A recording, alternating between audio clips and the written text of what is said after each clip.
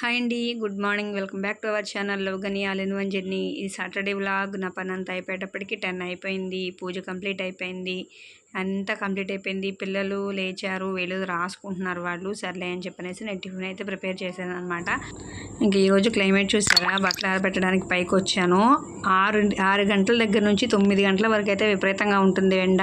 తర్వాత రానా వద్దా అన్నట్టు అవుతుందన్నమాట. అయితే ఇక్కడ నేను దోశలు వేసేసాను మా అందరికీ కూడా. నిన్న గోంగూర చట్నీ చేశానని చెప్పాను కదా, ఆ చట్నీతో అయితే మేము టిఫిన్ కంప్లీట్ చేసాము. అక్కడ దోశ చూడండి, అక్కడ పోయింది, బుర్రిలాగా వచ్చేసింది అనమాట. ఇంకా అలా టిఫిన్ సెక్షన్ అయితే కంప్లీట్ అయిపోయింది. టిఫిన్ వేస్తూనే నేను పాలు కాయడం అయిపోయింది, రైస్ కూడా నానబెట్టేసుకున్నాను అనమాట. అయితే ఈరోజు కొంచెం నీరసం వచ్చేసిందండి, అందుకనే టిఫిన్ చేసిన తర్వాత పారాయణ చేద్దాంలే అనేసి అయితే టిఫిన్ అయితే కంప్లీట్ చేసేసి రైస్ పెట్టేశాను. పారాయణ అయ్యే లోపల రైస్ కంప్లీట్ అయిపోతుంది, అప్పుడు కర్రీ సంగతి చూద్దాము అనే ఉద్దేశంతో అయితే నేను రైస్ పెట్టేసి పారాయణ అయితే స్టార్ట్ చేసి చదువుకుంటున్నాను. పిల్లలైతే ఆ బెడ్రూమ్లో ఏదో రాసుకుంటున్నారు అనమాట.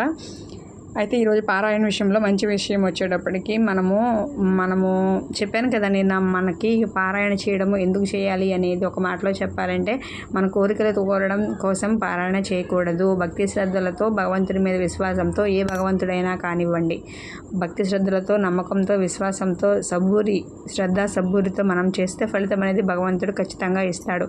మనకు ఏది ఎప్పుడు జరగాలో అప్పుడే జరుగుతుంది. మనం ఎంత తొందరపడినా, కంగారు పడినా, ఆవేశపడినా, ప్రయాసపడినా, ఏడ్చినా జరగదు. మనకి ఏది ఎప్పుడు రావాలని రాసి పెట్టుందో అప్పటి వరకు ఓర్పు వహించాల్సిందే. అది ఏదైనా కావచ్చు, ఉద్యోగం, వ్యాపారం, వివాహం, ఏదైనా కావచ్చు. సమయం వరకు మనం వేచి చూడవలసిందే. మనం తెలుసుకునే విషయాలు కూడా ఇలాంటి విషయాలే బాబావారి చరిత్ర నుంచి. అంతేగాని నేను చెప్పినప్పుడు స్టార్టింగ్ నుంచి నేను చాలా వీడియోస్ ఉన్నాయి, అందులో 30 వంతు కాదు, చాలా ఇప్పుడు ఈ మధ్య నేను ఇలా వీడియోస్ మొదలు పెట్టాను. కానీ ముందు నుంచి చెప్పిన వీడియోలన్నీ బాబా వారికి సంబంధించిన వీడియోలే. అన్నిటిలో కూడా ఏ పరిహారము, ఏ పూజ నేను చెప్పలేదు. కేవలం మంచి మాటలు, మనిషి ఎలా మారాలి, మనిషికి కావాల్సింది ఏంటి, మనిషి ఎలా ఉండాలి, ఏం చేయాలి, దేనికోసం బతుకుతున్నాడు, దేనికోసం బతకాలి అనే విషయాల మీదే నేనైతే చెప్పాను అనమాట. కాబట్టి మనం తెలుసుకునే మంచి విషయాలన్నీ కూడా ఇలాగే మోటివేషన్ రూపంలో మీకు చెప్తూ ఉంటాను నేను పారాయణ చేస్తూ. అందుకని ఇంకా ఈరోజు పారాయణ అయితే స్టార్ట్ చేసి చదువుతున్నాను అనమాట. ఈరోజు పారాయణలో మంచి విషయానికి వచ్చేస్తే, బాబా వారికి సంబంధించి మనము ఇప్పుడు పూజ చేయాలంటే ఎన్నో నియమాలు, ఎన్నో పద్ధతులు పాటించాలని అనుకుంటాం కదా. బాబావారు అలా ఏం అడగలేదండి. బాబాకి కావాల్సింది కేవలం మనస్సు శుద్ధి, మనస్సు శుభ్రత అనే, కానీ బాహ్య శుభ్రత కాదు, బాహ్య ఆటంబరాలు కాదు. ఇప్పుడు మనం పూజ చేయాలంటే ఇల్లు తుడుచుకురావడం, ఇల్లు దులపడం, తలస్నానాలు చేయడం, అన్నీ క్లీన్ చేసుకురావడం, వీటి దగ్గర టైం అనేది వేస్ట్ చేసేస్తూ ఉంటాం. కానీ భగవంతుడి దగ్గరికి వచ్చిన తర్వాత టక్కున అలా దీపారాధన చేయడం, ఇలా 2-3 శ్లోకాలు ఇస్తూ చదివేసుకోవడం, ఇలా గంట కొట్టేయడం, పక్కకు వచ్చేయడం, అదే మనం చేసే తప్పు అనమాట. మొదటి తప్పు. మనం ఇంటి శుభ్రత మీద పెట్టే, విషయాల మీద పెట్టే సమయం అనేది భగవంతుని దగ్గర పెట్టాలి. అది ఏదేమైనా కావచ్చు. కొంతమంది చెప్తారు, కొంతమంది చెప్పరు. కాకపోతే మరీ అంత అపరిశుభ్రంగా కూడా భగవంతుని దగ్గరికి వెళ్ళాలా అని రావచ్చేమో మీకు. అలా అని చెప్పడం లేదు.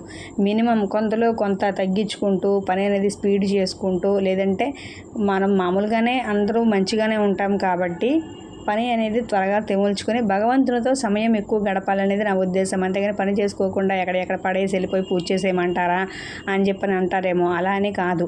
మన పని చేసుకుంటూ, తొందరగా తెమిల్చుకుంటూ భగవంతునితో సమయం ఎక్కువ గడపాలి. ఇప్పుడు మన పని అంతా అవ్వకుండా నేను పూజ చేసుకోలేనంటే చేసుకోండి, పని అంతా శుభ్రంగా చేసుకోండి, శుభ్రంగా శుద్ధి చేసుకోండి, అన్నీ చేసుకోండి.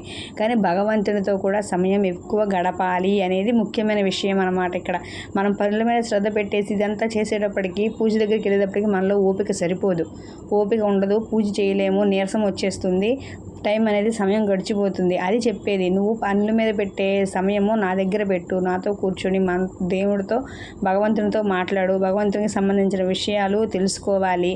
అలాగే భగవంతుడు ఏం అడుగుతున్నాడు, మన మనసు అడుగుతున్నాడు. మన దేహశుద్ధి కాదు, మన మానసిక శుద్ధి అనేది కావాలి. అంటే మన మనసులో ఎలాంటి కల్మషాలు, ఎలాంటి ద్వేషాలు, ఎలాంటి అసూయలు, ఎలాంటి పగలు, ప్రతీకారాలు, ఒకరి గురించి తప్పుగా మాట్లాడడము, ఒకరి గురించి నిందించడము, ఒకరి గురించి హేళన చేయడము, మనిషి ముందు ఒక మాట, మనిషి తర్వాత ఒక మాట, ఇలాంటి కుళ్ళు కుతంత్రాలు, రాజ్యాలన్నీ మన మనసులో ఉంటే మనం పైకి స్నానం చేసినా ఒకటే, చేయకపోయినా ఒకటే. ఎందుకంటే పైన ఉన్న మురికి వదులుతుందేమో, భగవంతుడికి కావాల్సింది మానసిక మురికి వదిలిపోవడం కావాలి. అదే ఇలాంటి సారాంశాలు, ఇలాంటి విషయాలన్నీ తెలుసుకోవాలంటే ఆధ్యాత్మికంగా మనం ముందుకు నడవాలి. ఆధ్యాత్మికంలో అడుగు పెడితే ఇలాంటి విషయాలు ఎన్నో తెలుస్తాయి అన్నమాట. అయితే నేను ఇక్కడ ఏం చూపిస్తున్నానంటే, ఇక పారాయణ అయిన తర్వాత లంచ్ అయితే చేసేసాను అనమాట. ఈరోజు టమాటా చట్నీ, బీరకాయ శనగపప్పు వండాను.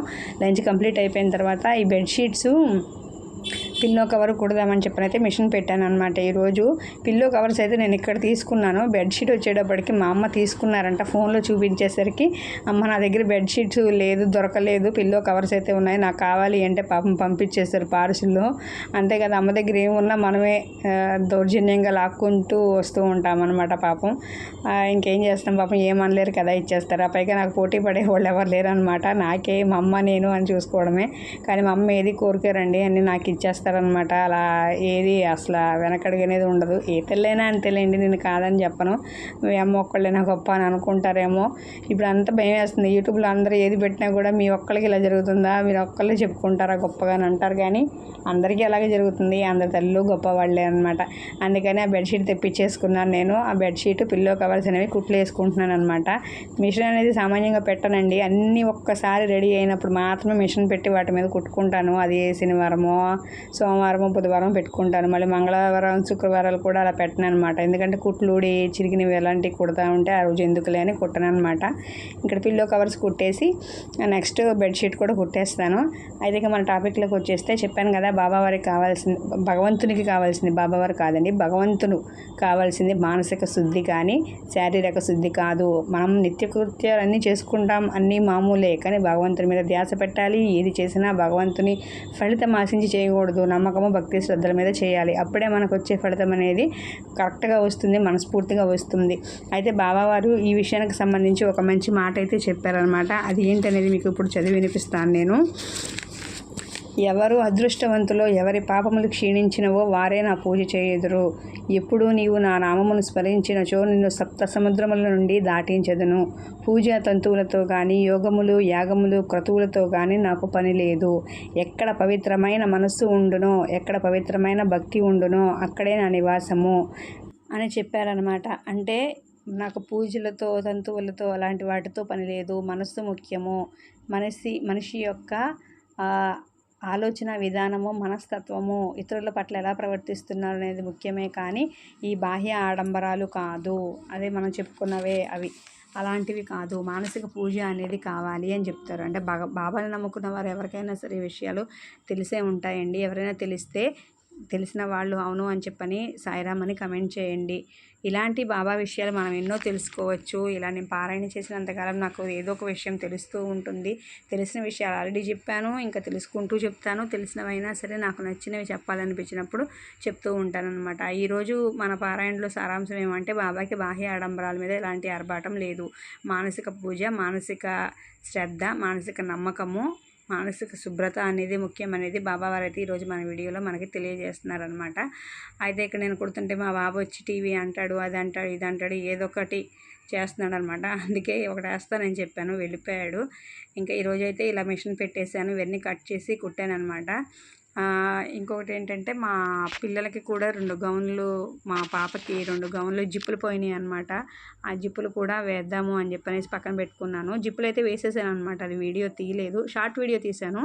షార్ట్ వీడియోలో అప్లోడ్ చేస్తాను. ఎవరైనా గౌన్ అంతా బాగుండి జిప్పులు పాడైపోయి గౌన్ పడేయడానికి అయ్యో అని అనిపిస్తుంది కదా, అలాంటి వాళ్ళకి ఏం చేయాలనేది నేను షార్ట్ వీడియోలో అప్లోడ్ చేస్తాను మన ఛానల్లోనే.